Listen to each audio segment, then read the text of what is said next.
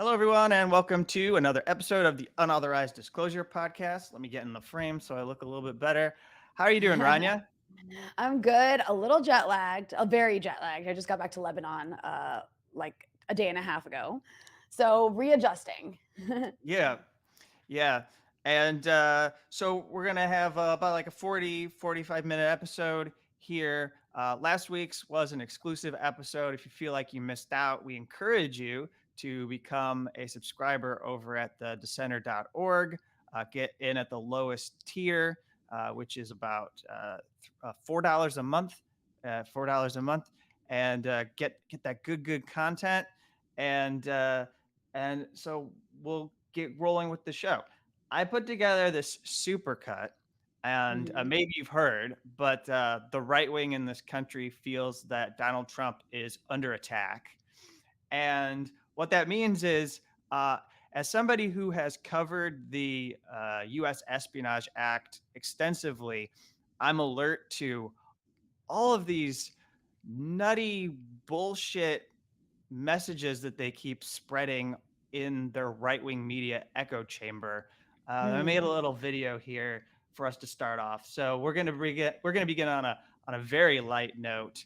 I don't take any of this seriously, and I don't expect Okay. you to do that, Rania. And you can say whatever you have to say after this clip, but this is the comic relief for our show. Really, if you look at the Espionage Act, it's not really about taking the documents. It's about destroying them or hiding them or giving them to the enemy. Right. It's not about taking them and putting them in a place that's roughly as safe as they were in the first place. It doesn't make sense. In 100 years, we have never used this statute.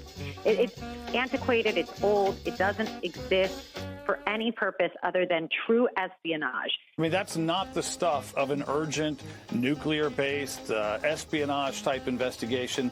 That's the stuff of an overdue library book and some people that are perhaps holding this president to a different standard than anyone else. So what they did was to try and criminalize Donald Trump, as they always do. They found these three mundane statutes, espionage and the two others, obstruction, and they're trying to claim that there was some sort of criminal activity. It's just a joke. They literally must have gone in and taken out documents they wanted, or cover letters as it is, and put it about so that the public believes that this is top secret documents that were on his floor. It's ridiculous. This is a staged photo, and it's attached by the Department of Justice. No, you're absolutely right. They are cherry picking what they release. This is classified material, and they're putting it out and giving it to our enemies because they want to, because they can.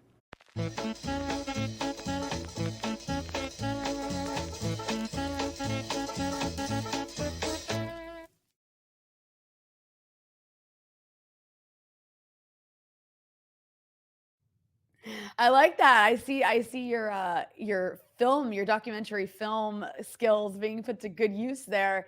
I like the music, and I like the I like the zooming in. That was really cute.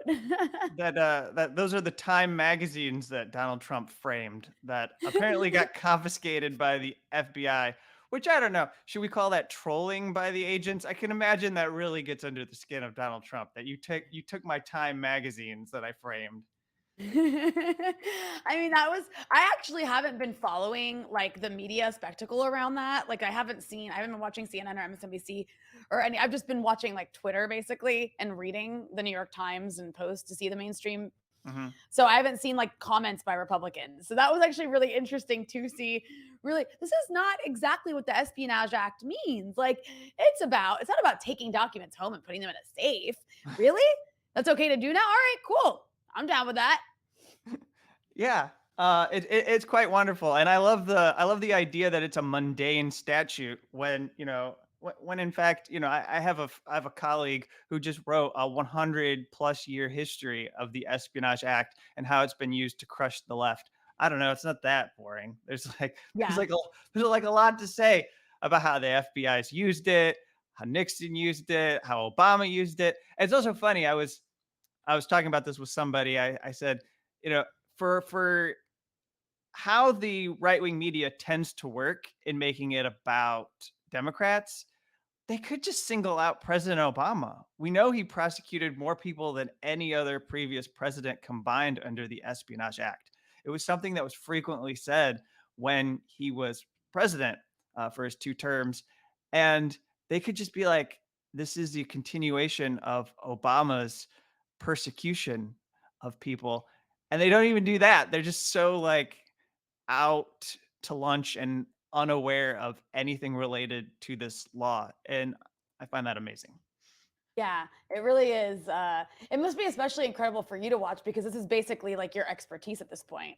And what you've like have just, by the way, everybody, I got a sneak peek at Kevin's forthcoming book. So good. I'm so excited for it to come out. But also, it's basically entirely about the use of the Espionage Act. It's about Julian Assange. Yeah, yeah. I mean, I wouldn't call it an exhaustive history, but what in my deep dive of the Assange case was necessary was to let people know how the law has been used in modern America, and in order for people to see how we get to this point. And that's why my position, I will say something seriously very quickly before we go to our next topic. My position is that I don't want Donald Trump to be prosecuted under the Espionage Act. I will maintain that consistency. And as much as I want accountability for elites, I think this past week we found that like he did obstruct justice. Like he did commit an obstruction of justice charge, and they can actually prosecute him if they want without accusing him of violating the Espionage Act, which would be the best thing for the country. And it would satisfy everyone. You could satisfy me on the left. You could satisfy the asshole clowns in the Lincoln Project who think that something has to happen or else the republic will fall, which is just simply not true. We've been not holding elites accountable for decades now, and we're still standing. But in any case, all right. So on a much more serious note, there is this example I want to share of a well-known organizer, Christian Schmalz, who is from the Amazon labor union that he organized on Staten Island, I believe, and now he's continuing to organize these different locations in New York. He's a threat to Amazon. And I've got this video, which I think is worth playing and talking a little bit about of what Amazon is doing to harass these union organizers. I think it's particularly important right now with how we've seen a surge in unionizing. I know you've covered some of this with Breakthrough News. You interviewed somebody from the Starbucks union effort. And so now we've got what's going on right now at Amazon. And obviously, Amazon's really receptive to all of this, too. I think it's very much tarnishing their image. I don't know if you saw in the last week or two that incredible photo of Jeff Bezos pretending to be a poor by eating McDonald's. Did you see that? Really? No. I've been a little out of it this week because of traveling. Okay, well, so I've missed let me put that on screen after we're done with this video, because it's worth getting your reaction. But let's play this clip. It's about 2 minutes, and this is a cop coming. I think he says he's in Kodak. I assume that's like a burb, but this is supposed to be unionizing a warehouse that's in Albany, New York. And for people who don't know U.S. geography, that's the capital of New York State. So here is this. Hey, how you doing? So my name is John Horgan. I'm the chief of police here in Kodak. So we got a call from Amazon. You guys are kind of contesting this bus area thing here. So just a little bit of history on that. I've been here since this was a cornfield for 40 years. So when Amazon built this facility, they built this shelter, okay? It doesn't say CDTA on it. It's not a public access shelter, okay? So they basically built it at their own expense. CDTA did not come into this facility for a long time, okay? So they have a private contract with CDTA. This is not a public bus stop. Obviously, anybody can get on a CDTA bus and come in here, right? But if they're asked to leave the property by Amazon, they have to leave the property. We're going to give you 10 minutes. Okay, yeah, that's fine. And then if we have to, that's It's not. No, it's going terrible. I mean, like you're arresting. I'm not here for looks. You notice my guys aren't here. We're not trying to make a big deal out of this. We're just. This is Amazon property. This is not a public So bus we can stop. wait at the top of the hill is what you're saying, right? Top of the hill. We can wait over there and before at the top. Is that a problem? Like wait before the entrance? Off the property? Yeah, I mean over here at least. But what do y'all mean by property? Because they don't own this stuff. They rent it. They lease it. And they built it themselves. It doesn't mean that they can privatize the bus line. This is not. No. They contract with CDTA. No matter. They pay a lot of money for that bus to come in here. So what? Well, that's their discretion. I understand. That has nothing to do with I understand where you're bus coming line. from. We're setting the clock at 10 minutes. Well, If what? You would non-employees arrest us for standing at the bus line. for So if I got on the, trespassing. it's not trespassing, no, but Okay. So you take that up. That's cool. That sounds crazy. So If we listen, get on the time. The time now is If we get on the 233 3:58. and we get off here, that's trespassing. What's that? If we get on the 233 bus line, No. Once Amazon asks you to leave, then it's trespassing. It's because you're knowingly now. Wow. So the local police work for Amazon? Apparently. Yep. And apparently Amazon can own public bus stops. That's crazy. But like, no, there could be a lawsuit there, right? Like, I would think that once he wasn't arrested. And so look, first off, it's very clear to anyone watching that video that the intent is to bust a union or prevent people from unionizing. And the and the thing that is actually incredible about this moment, and I know that there are people on the left they're reluctant to give Biden credit for nearly anything, but the people who are steering a lot of what is acceptable right now come from this agency called the National Labor Relations Board. And they've been supporting Amazon workers who are unionizing. There was just a major victory that was reported in the past week where the NLRB essentially overturned Amazon's challenge to the union drive at the warehouse by the JFK airport. So they're supporting this, which they should. They're the labor board for the U.S. government.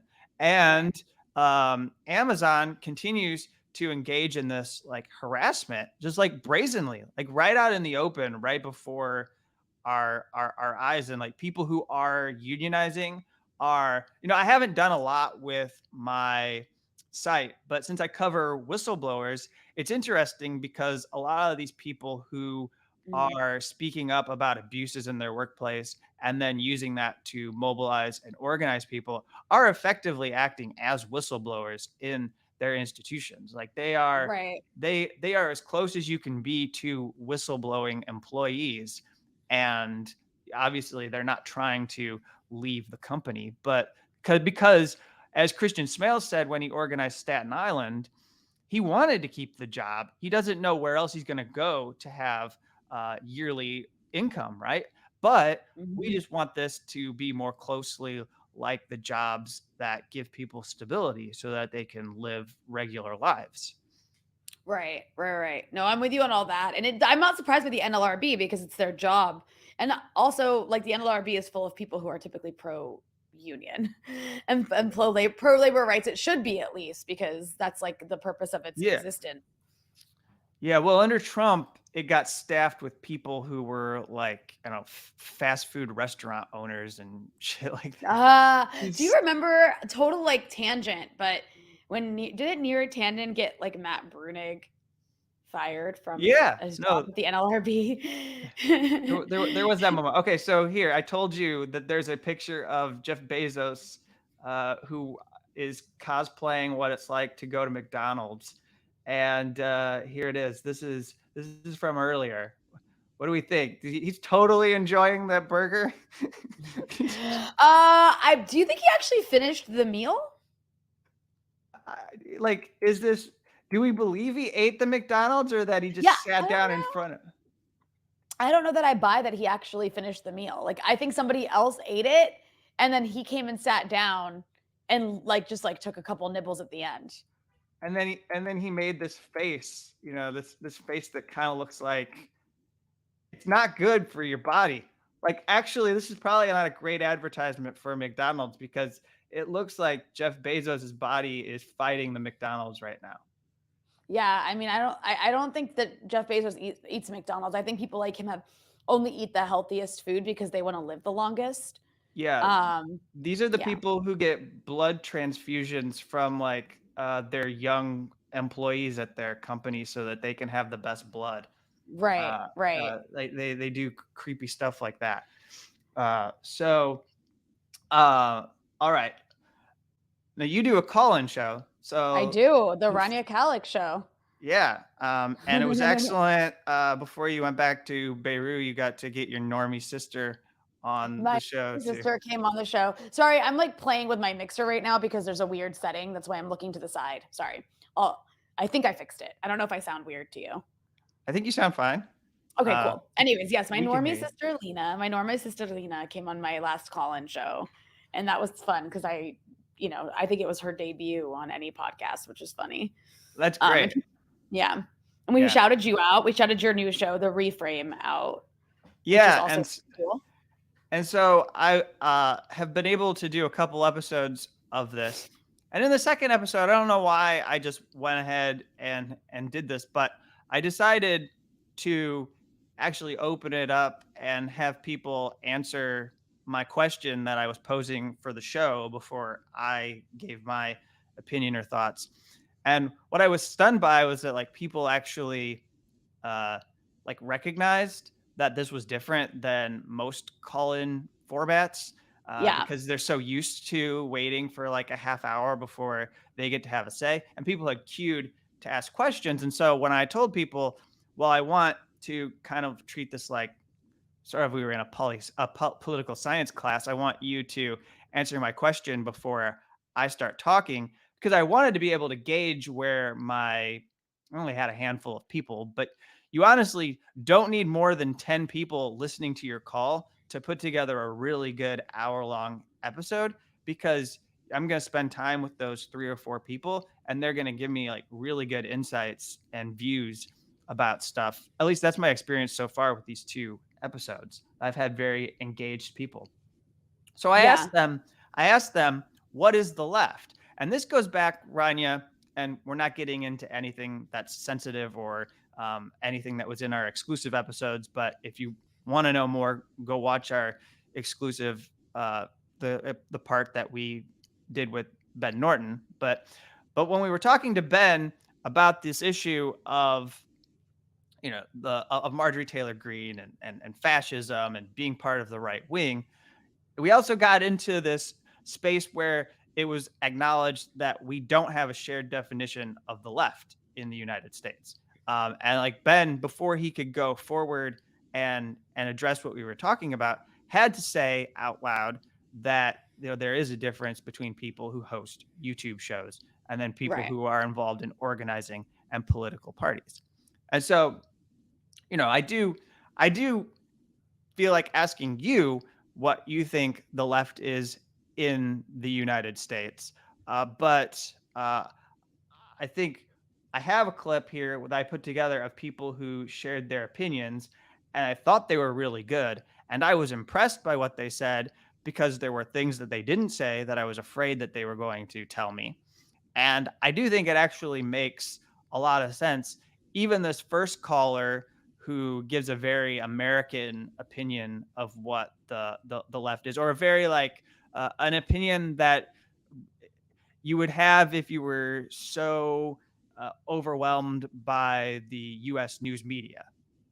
So here, I'll play this. And there's no video. This is just audio. I hope this isn't too boring for people who are watching our videos. But here, this is just a couple minutes. When I say the left, I have a particular meaning. But what do you mean when you say the left? When I say the left, when I say the left, I think about Bernie Sanders because he's the most left politician. When you say the left, what are you referring to? I know some people talk about you have to be part of a grassroots organization. But I'd say it's anybody that self-identifies as socialist or communist or maybe anarchist.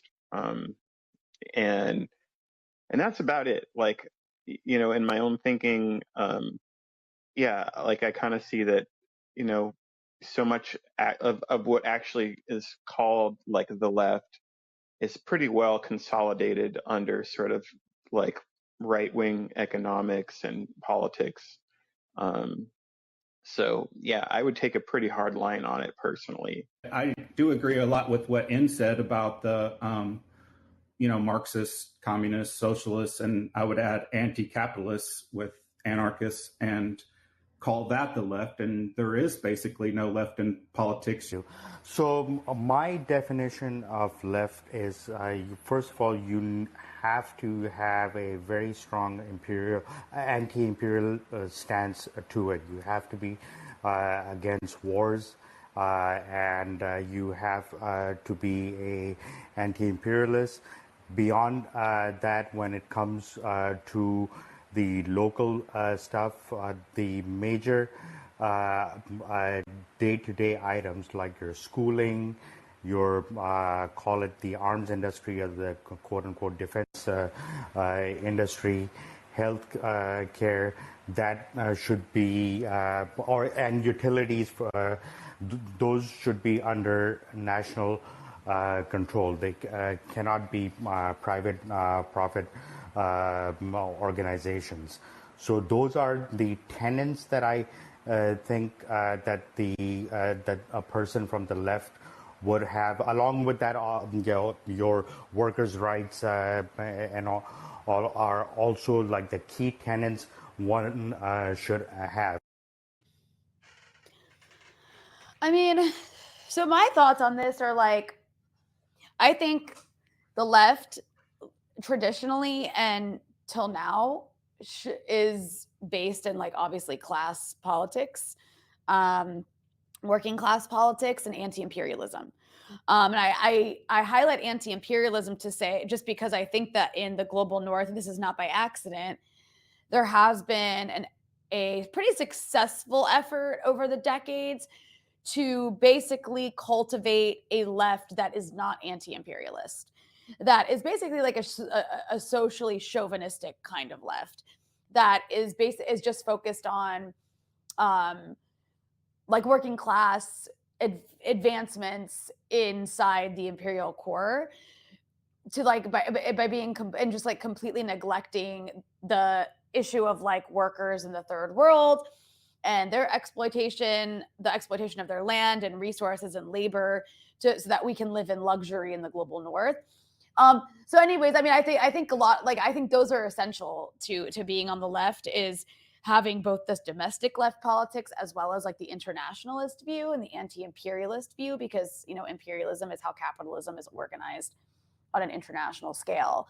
And I think that aspect of the left is actually growing in recent years in the US, which I'm really, optimistic about. Like, I know everybody's always trashing the left and saying it's so weak and it's clownish, if they're even talking about it at all. And it does seem like sometimes these like YouTube personalities are the left, like we talked about with Ben. But that's not really the case. I think there's a lot of organizing going on, a lot of collaboration going on, whether we're talking about the PSL or DSA or local groups that are even like smaller and working with those groups. I mean, I'm always really amazed, like when I go to New York City where the People's Forum is located. I don't know if you've ever heard of the People's Forum and if you've ever been there, but it's a really special space where a lot of people active around all kinds of issues and from different organizations organize together, come together, do a lot of really cool shit that wasn't happening 10 or 15 years ago. And also there's stuff happening around different localities in the country. So I don't know. I actually just did an episode for Breakthrough News with Brian Becker, who I think is like, way more qualified than I could be about speaking about what it means to be the left, because he's really based in like theory. And then it has like decades of history of on the ground organizing and actually like implementing that stuff in real time, especially in anti-war activism. And I actually asked him about this issue of like, what we kind of like, what is the left? And should the left be allying with the right? Because I think that's why we're having this conversation, right? Is because there are people on the left saying we should ally with the right. And obviously there's some nuance to that. But anyways, I recommend people go listen to what he said on there, just because it was actually like really informative for me. Yeah, no, Brian's a good resource, and whenever you can have him on, I mean, whether it's Ukraine or obviously the history of the left is something that he can say a lot too. Uh, I was impressed though that nobody during the time that I was doing my call-in ever suggested to me that any YouTube host was the left or was like even like they bought into something I said to them, which is that I think even, and I would include us in this as well, that like we can align ourselves with the left. I could identify with the left, but I don't really know if I am part of the left insofar as that, like, I'm not really involved in any campaigns to advance particular causes. Now, if I step out of that and I take some kind of a role actively in my own community, that I think I get to claim some kind of credibility as a member of the left. But I do think if I'm just sitting here by my computer, which is what I tend to do, writing, following events, talking to people over the phone or using Zoom or StreamYard or whatever I do to do my interviews, and I am not organizing people, then I don't know if I can really claim to be part of the left. And I think like it's interesting because it cuts both ways, this issue of the left. Like, I'm not going to play it here, but this guy who's a totally smug centrist for CNN, his name's John Avlon. He's married to Margaret Hoover. And he has written these books about so-called radical centrism, you know? And so like Joe Biden's kind of like his avatar. Like he's the best possible kind of president that you could elect. Actually, Obama's a better example for him because Joe Biden doesn't have the same polished looks. So you need somebody that has that like veneer of looking like they could also. So you need somebody who believes in fetishizing compromise and pragmatism, but also could fit in at a party in Hollywood or out in like going to like a Beverly Hills birthday bash, and that's Barack Obama. But anyways, my point is he did this segment that he said was reality check, and he said that the far left are doing poorly in the Democratic primaries, but he doesn't really explain to you what he means by far left. He doesn't tell you, like, so when CNN talks about these things about the left or even far left, they don't tell you who they are talking about. And obviously they're never talking about the people that we would name. Like, they're never talking about socialists. They're never talking about communists. They're never talking about anyone from these organizations that are like defund the police or these grassroots organizations that are involved in raising money for abortions, or leaders of union drives who come from workers collectives, etc. They're just talking about like AOC.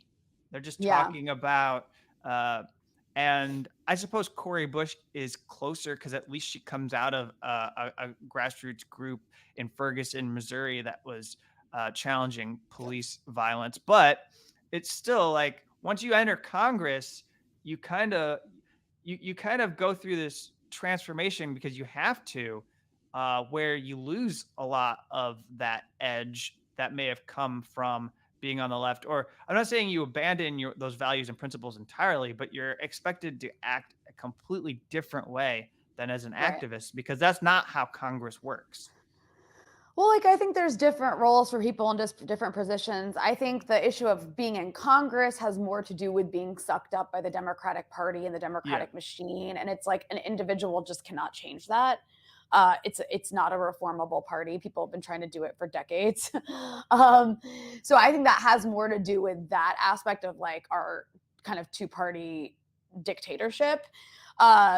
Then like I don't think there really is any leftism inside. I think the US government is, both parties are so right-wing. You have a right-wing Democratic Party and then like a far-right Republican Party. And anybody who's operating in a left-wing space who tries to enter that is going to have a very difficult time actually like doing anything, because the government is set up to be so anti-left.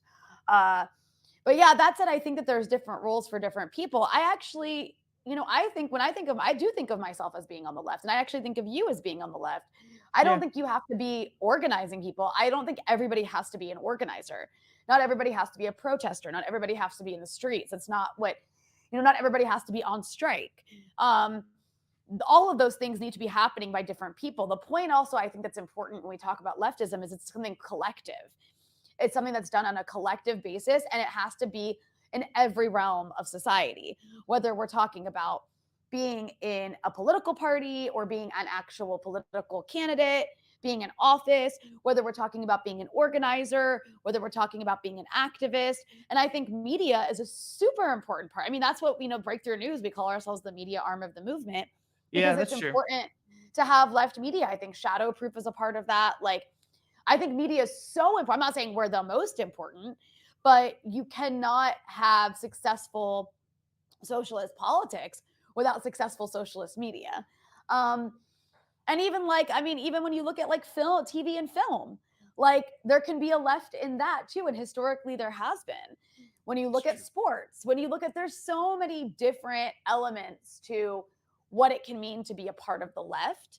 I think the problem in America, and again, like I don't mean to like, go back to Brian Becker, but the reason just to point out, the reason I had him on Dispatches was I wanted to have like a thorough review, and Brian is very knowledgeable about this, like an encyclopedia of the historical attack on the American left. Like, why is the American left so weak in all of these different realms of society? And it's because it has been under sustained attack for like over 100 years in really brutal and violent ways. Everything from like being spied on to infiltrated to having livelihoods attacked to actual assassinations. So, Yeah. you know. So I have one more thing I want to play and get your take for this before we wrap. It was from the same conversation. I believe this comes from Ian, who called into your show and probably has Oh. before.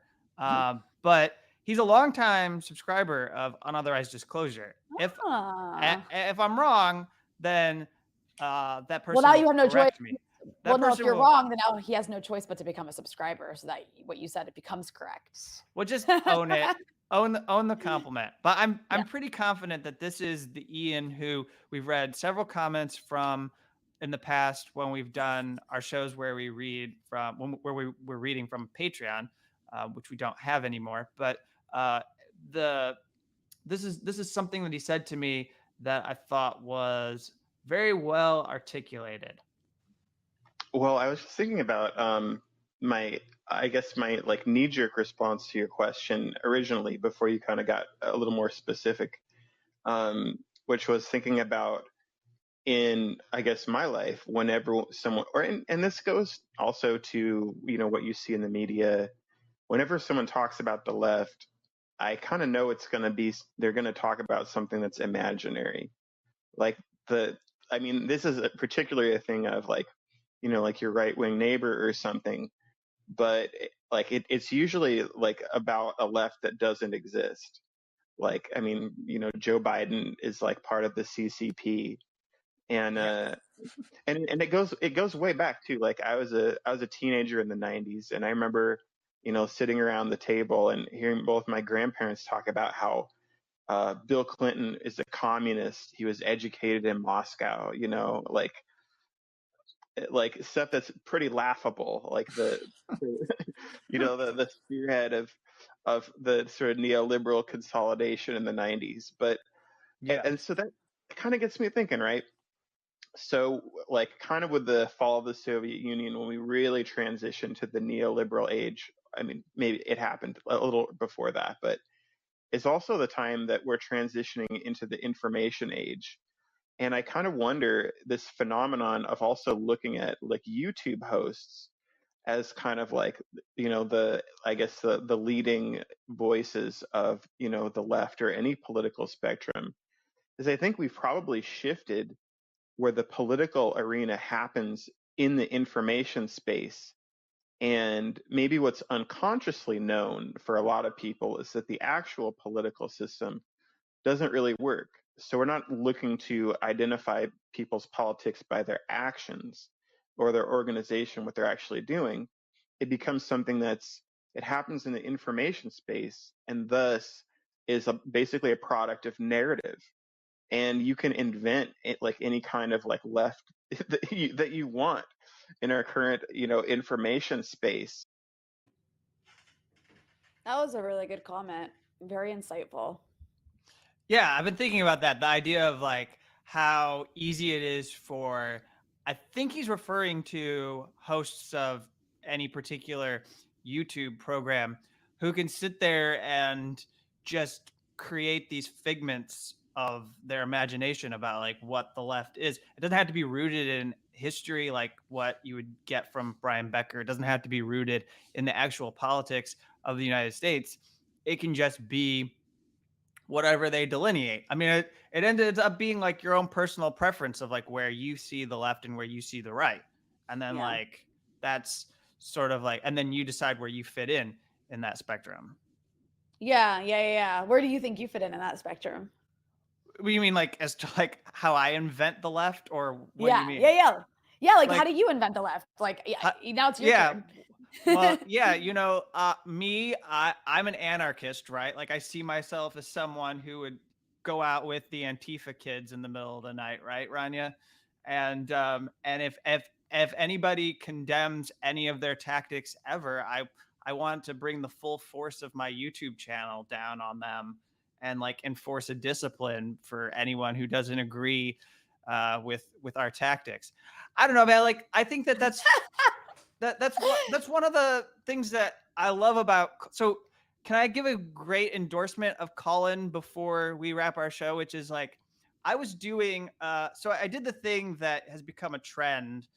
I don't actually know that it works. I guess eventually, as I haven't done a whole lot with my YouTube channel yet, so I'm just steadily growing. I've only started really like seriously exploring what I can do with a YouTube channel in the last year. I'm not as far along as like you all are with Breakthrough News. Also, like Breakthrough News is like committed to that. There's nothing else going on. It's not like you have a print component of Breakthrough News per se. But with that being said, a lot of people do this thing where they'll stream and they'll do like video where you can see them, and then they've got the chat that's going on in the column. You can see people, and then they'll leave and they'll go do a call in right after. That's something that Katie Halper does a lot. I'm always amazed people are able to do that because it requires like 4 hours straight of just like talking and listening. I don't have like the brain. I don't have the patience, and I'm too ADD anyways. But to share my observation, I immediately found that I liked Callin a lot more than the streams that I've been doing on YouTube, because before I went to record this show, which I did on Wednesday this week, I tried to do this, and I did a video, and I took it down because I didn't like it, because what I was doing is the people who were in the chat, I was responding to this mob that I felt was like egging me on to be more and more angry and mean and like vicious when it came to the topic that I was discussing. And when I ended it, I just didn't feel, I felt like dirty. I felt like, why? Like, that's not really me. That's not really what I wanted to say about that topic. You were trying to get me to be somebody that I wasn't. And then I do this call-in show and I talk about the different issues the way that I want to. And it relates sort of to what I had presented before, because I did kind of do a setup. But now I've got people calling into me and I get to hear their opinions. And I think this is why the social podcasting setup is really good, is like, I'm not reading it. You have the context, right? Like, I think you've probably had this experience of like, when you're talking to people on your call-in, you know where they're coming from fairly immediately. So you know if somebody is like bullshitting you and trying to get you to endorse Marjorie Taylor Greene, or if someone is asking you a really legitimate question about like how to navigate our politics in the United States, or sharing something that like they're not trying to be an asshole. They're like trying to talk about something that is sensitive to them. Yeah, totally. I do like that aspect of Callin is the interaction, getting to hear from people, and 90% of the comments or questions are actually really smart. At least in my experience, there's been like like one or two people who tried to troll me, but it wasn't even that trolly. It was just kind of like people I disagreed with. So I don't know if you can even call it trolling. And then there's been like a couple like right wingers who've been like, but why don't you like Marjorie Taylor Greene? But for the most part, like people are like, which is funny because you would think if people had the opportunity to call in and give you a piece of their mind, all these people who hate us so much would take the opportunity, but they're all a bunch of cowards, so they never do.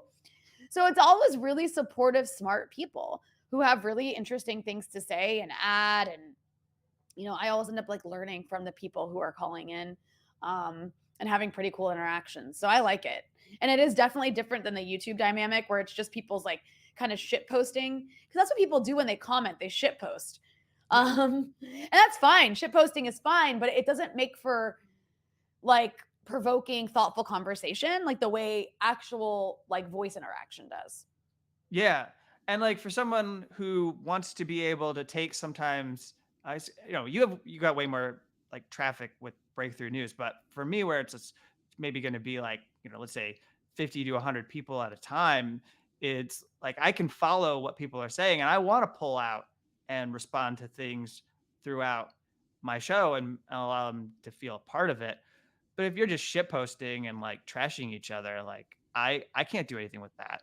And also if like you're live during my live broadcast, just like second guessing every word that I say, because you don't think I said it in a particular manner, well, that just becomes frustrating. Like that's like having a heckler in your ear for for your broadcast. And I'm going to turn that off. I'm going to like make that window go away so I don't have to look at it the whole time.